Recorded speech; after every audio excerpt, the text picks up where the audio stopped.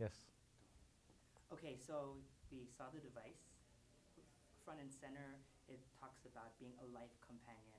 Can you talk about this decision to market more than just a smartphone, but something that you really carry on with life?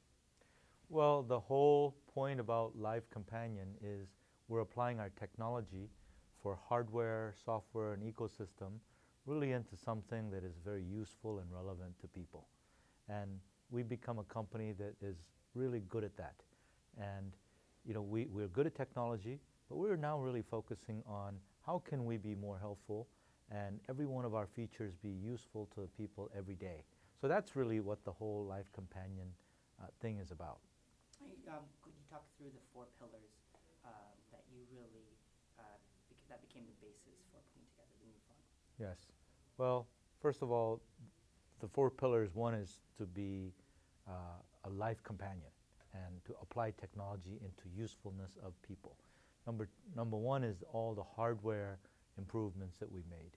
And it's the brighter screen, uh, full HD, 5 inches, great for watching videos, taking photos, reviewing photos, etc.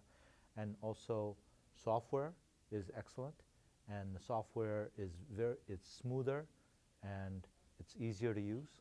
And then lastly, ecosystem. So that whole ecosystem, we have things like S-Health and various different things that really make our ecosystem more rich. So we're getting a better ecosystem all the time. So when you combine all those four things, it really combines to a very nice, helpful device, which we call Life Companion.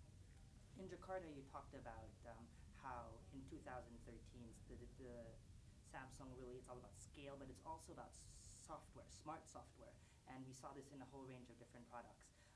We look at the phone, and it doesn't really look really different from the S3, but in terms of software, it looks like there's a lot going on. Can you talk about smart software and how that plays a big part in the phone? That's great. Your observation, I think, is right. The platform, the design platform, is very similar to S3. In fact, it is an S3 platform, but it's lighter, it's thinner, and I think it's got like a jewel look.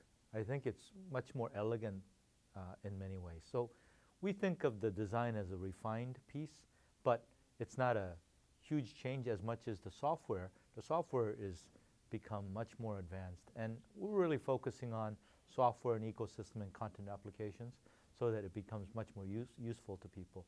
It's true, we become a much better software company in customizing the software for improving user interface and various parts of that software. You can see the different features such as the Right. finger Hover.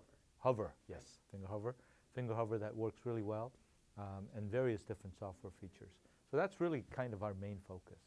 Right. Yes. Yeah, it's on Time Street.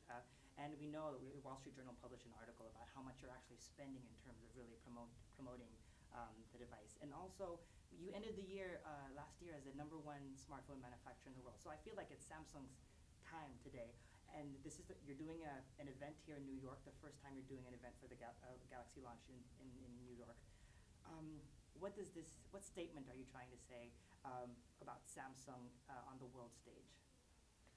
Well, I think we are, for the first time, very confident to be able to bring this kind of event here in New York. And we're particularly happy that we were able to bring our Asian press so that we can share the global event together.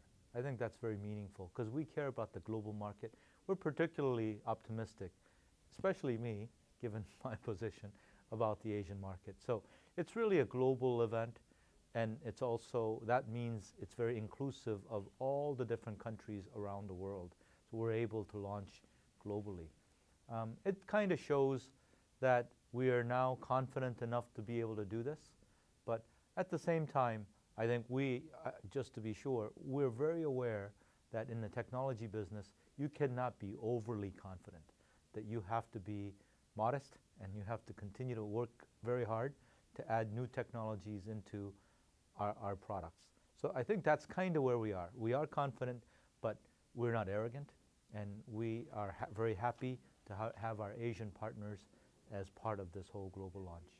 You talked about global launch and global availability, and I wanted to double check. As a consumer based in Asia, it's always been a pain for me, a tech guy who always wants his gadgets first. It's always we have to suffer waiting for release dates. But Samsung is an Asian company. Will we expect a global launch for the? I mean, will everybody get the gadget at the same time? And is this a direction we'll see in future Yes, products? we now are globally, operationally able to launch globally at the same time.